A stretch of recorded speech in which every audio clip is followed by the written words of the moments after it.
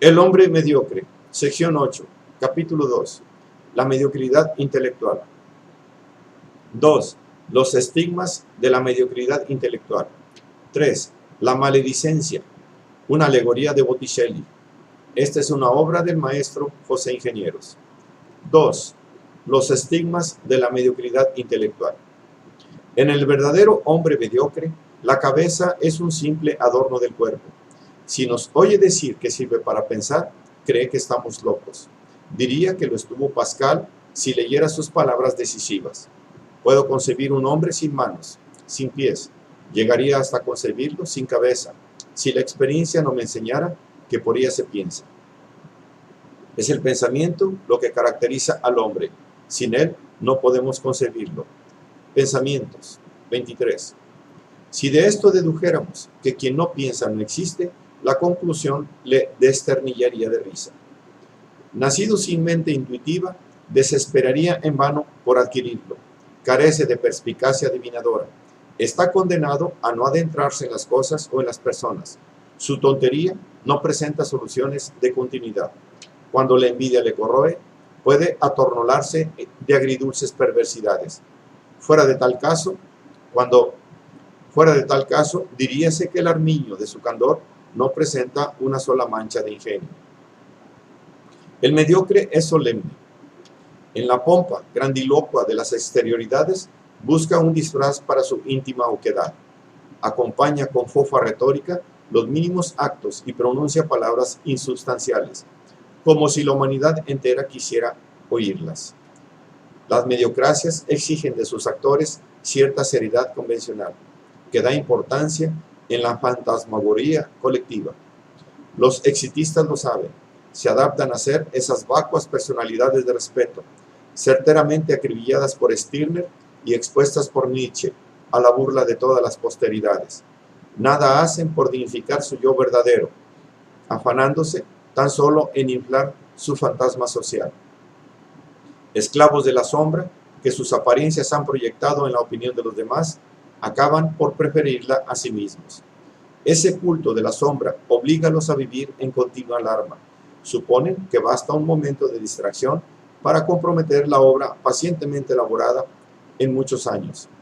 Detestan la risa, temerosos de que el gas pueda escaparse por la comisura de los labios y el globo se desinfle. Destruirían a un funcionario del Estado si les sorprendieran leyendo a Boccaccio, Quevedo o Rabelais. Creen que el buen humor compromete la respetuosidad y estimula el hábito anarquista de reír.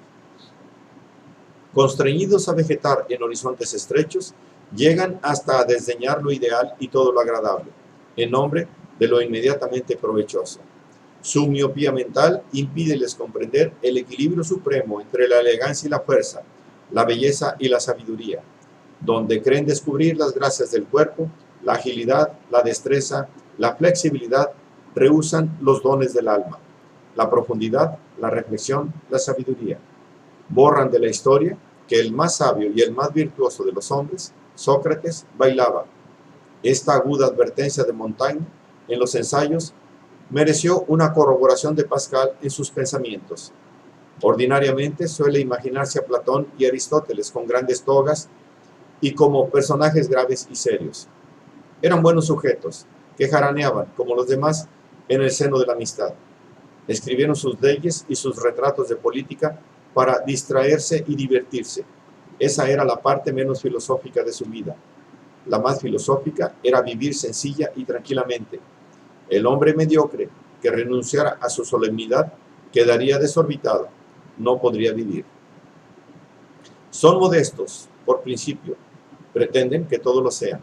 Exigencia tanto más fácil por cuanto en ellos sobra la modestia, desde que están desprovistos de méritos verdaderos. Consideran tan nocivo al que afirma las propias superioridades en voz alta como al que ríe de sus convencionalismos suntuosos.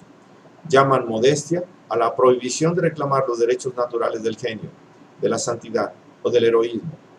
Las únicas víctimas de esa falsa virtud son los hombres excelentes, constreñidos a no pestañear mientras los envidiosos empañan su gloria.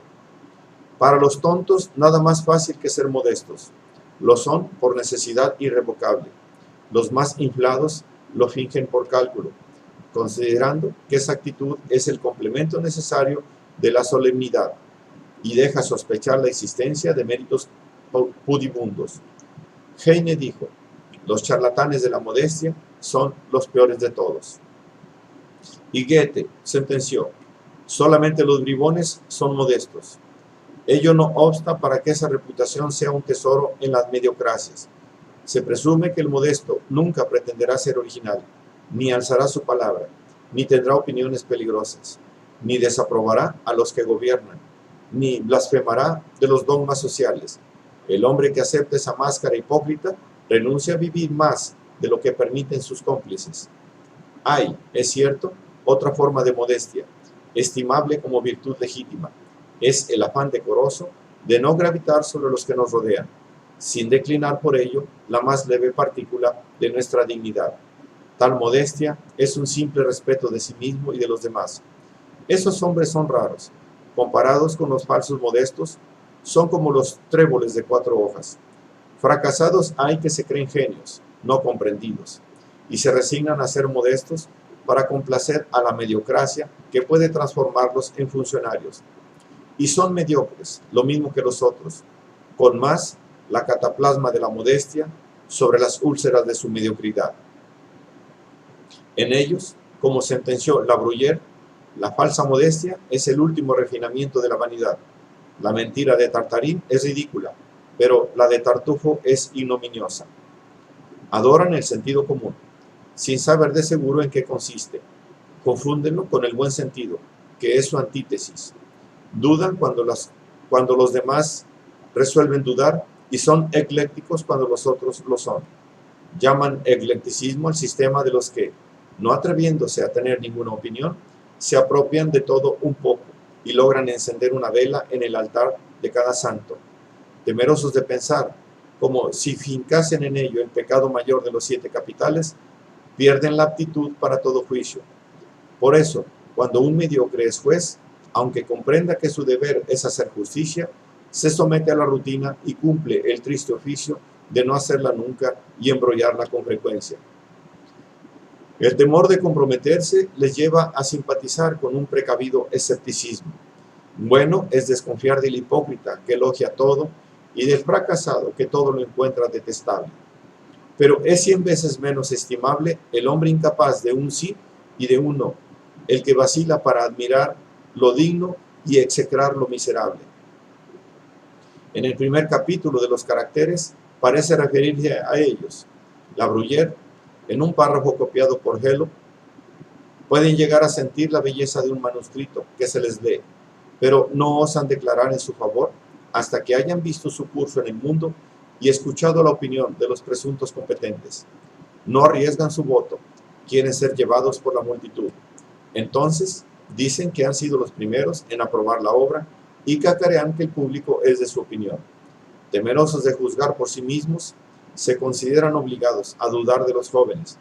Ello no les impide, después de su triunfo, decir que fueron sus descubridores. Entonces, prodíganles juramentos de esclavitud que llaman palabras vestíbulo. Son el homenaje de su pavor inconfesable. Su protección a toda superioridad ya irresistible es un anticipo usuario sobre la gloria segura. Prefieren tenerla propicia a sentirla hostil. Hacen mal por imprevisión o por inconsciencia, como los niños que matan gorriones a pedradas. Traicionan por descuido. Comprometen por distracción. Son incapaces de guardar un secreto. Confiárselo equivale a ocultar un tesoro en caja de vidrio. Si la vanidad no les tienta, suelen atravesar la penumbra sin herir ni ser heridos, llevando a cuestas cierto optimismo de Pangloss. A fuerza de paciencia, pueden adquirir alguna habilidad parcial, como esos autómatas perfeccionados que honran a la juguetería moderna. Podría concedérseles una especie de viveza, quisicosa del ser y del no ser, intermediaria entre una estupidez complicada y una travesura inocente. Juzgan las palabras sin advertir que ellas se refieren a cosas, se convencen de lo que ya tiene un sitio marcado en su mollera y muéstranse esquivos a lo que no encaja en su espíritu. Son feligreses de la palabra, no ascienden a la idea ni conciben el ideal. Su mayor ingenio es siempre verbal y solo llegan al chascarrillo, que es una prestidigitación de palabras.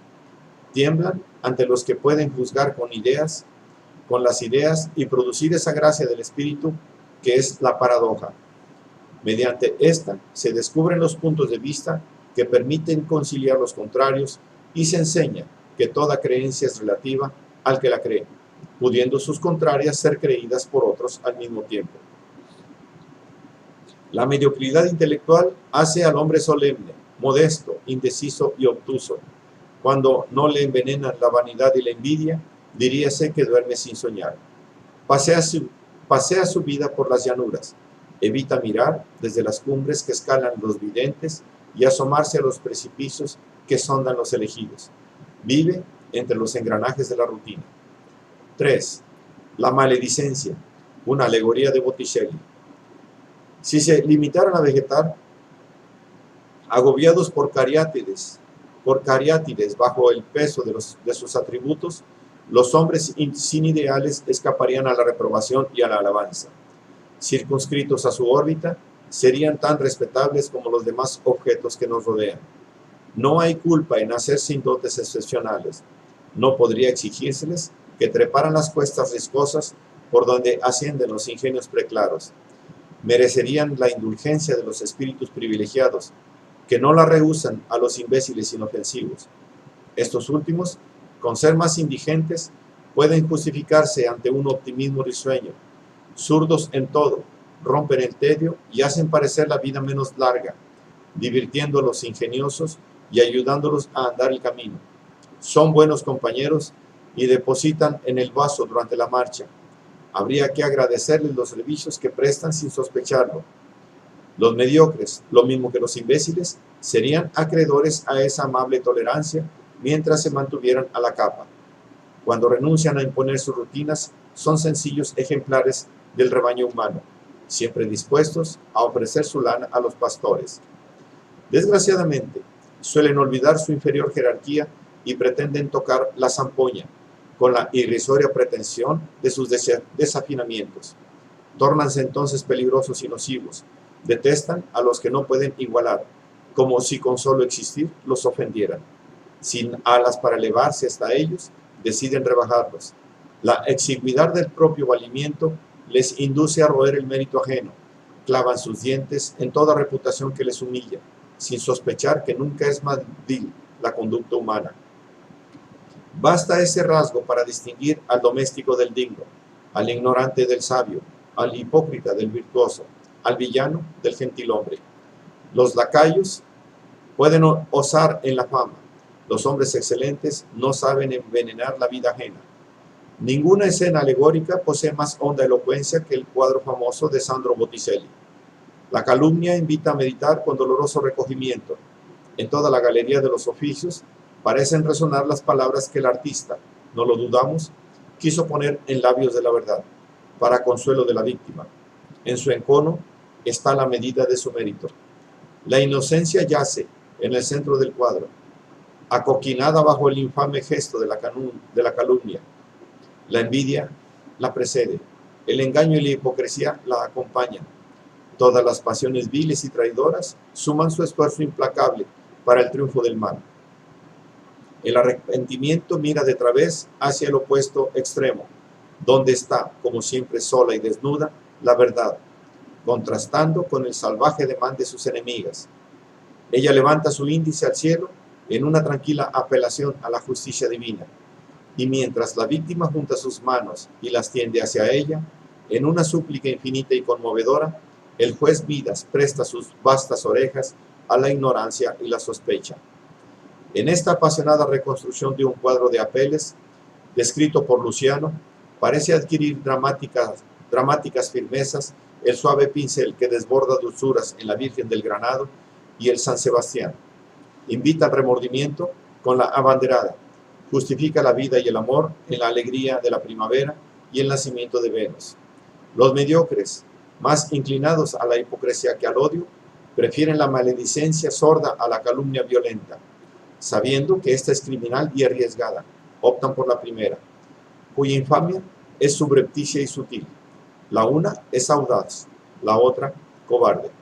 El calumniador desafía el castigo, se expone, el maldiciente lo esquiva. El uno se aparta de la mediocridad, es antisocial, tiene el valor de ser delincuente.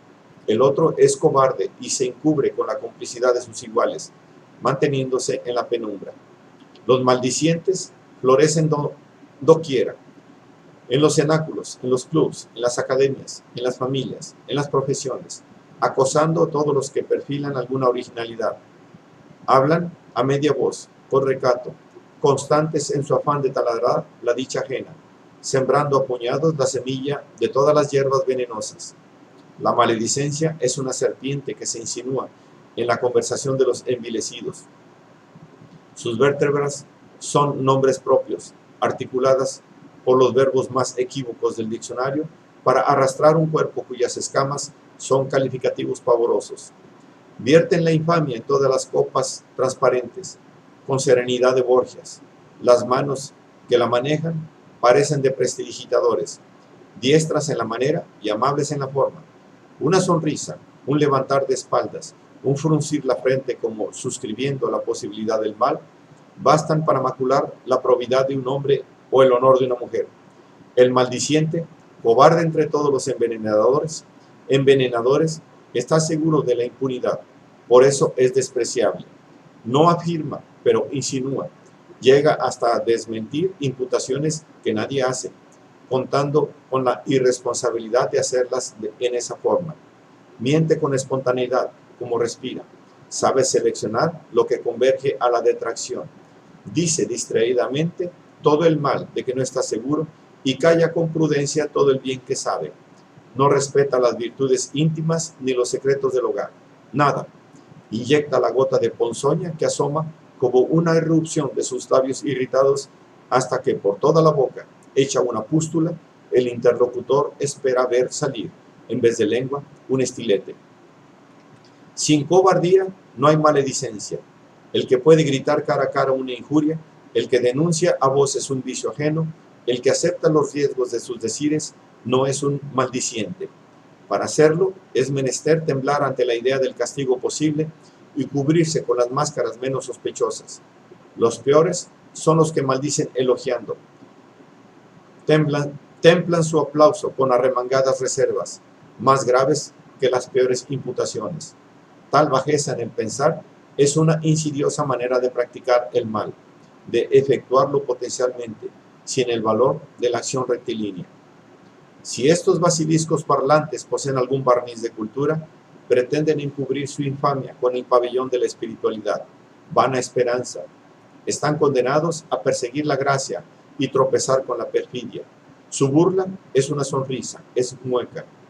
El ejercicio puede tornarles fácil la malignidad zumbona, pero ella no se confunde con la ironía sagaz y justa.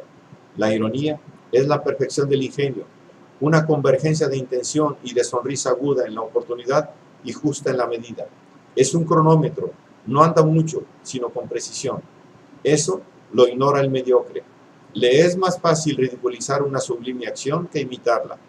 En las sobremesas subalternas, su dicacidad urticante puede confundirse con la gracia, mientras le ampara la complicidad maldiciente. Pero fáltale el aticismo sano del que todo perdona en fuerza de comprenderlo todo y esa inteligencia cristalina que permite descifrar la verdad en la entraña misma de las cosas que el vaivén mundano somete a nuestra experiencia. Esos oficios tienen malignidades perversas por su misma falta de hidalguía. Disfrazan de mesurada condolencia el encono de su inferioridad humillada. Los calumniadores minúsculos son más terribles, como las fuerzas moleculares que nadie ve y carcomen los metales más nobles. Nada teme el maldiciente al sembrar sus añagazas de esterquilino. Sabe que tiene a su espalda un innumerable jabardillo de cómplices, regocijados cada vez que un espíritu omiso los confabula contra una estrella. El escritor mediocre es peor por su estilo que por su moral. Rasguña tímidamente a los que envidia. Con sus collonadas se nota la temperancia del miedo, como si le erizaran los peligros de la responsabilidad. Abunda entre los malos escritores, aunque no todos los mediocres consiguen serlo. Muchos se limitan a ser terriblemente aburridos, acosándonos con volúmenes que podrían terminar en el primer párrafo. Sus páginas están embalumadas de lugares comunes como los ejercicios de las guías políglotas. Describen dando tropiezos contra la realidad. Son objetivos que operan y no retortas que destilan. Se desesperan pensando que la calcomanía no figura entre las bellas artes. Si acometen la literatura, diríase que Vasco da Gama emprende el descubrimiento de todos los lugares comunes sin vislumbrar el cabo de una buena esperanza.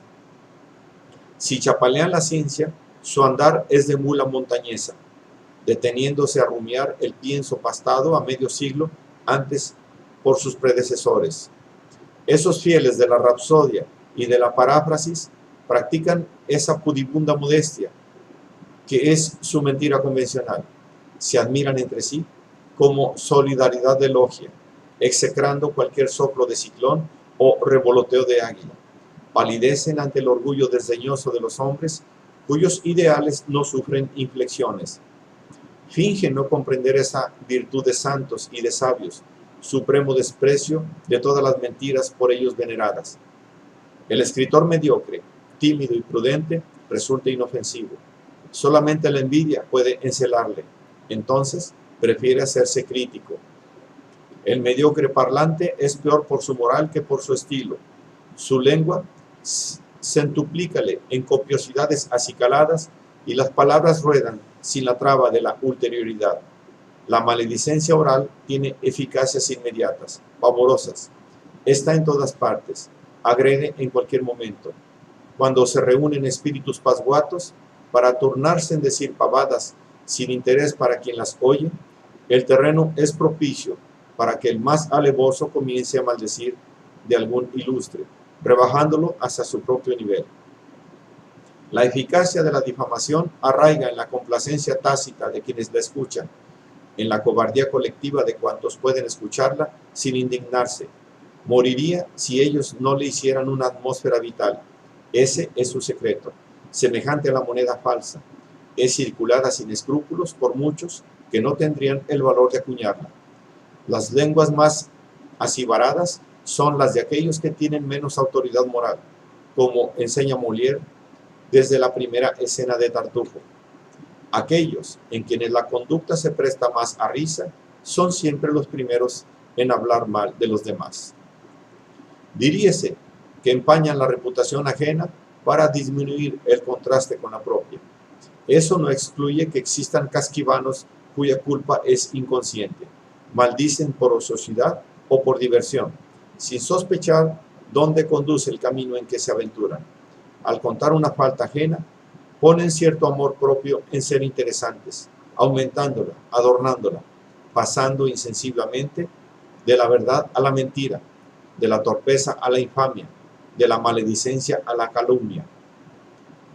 ¿Para qué evocar las palabras memorables de la comedia de Bon Larchais?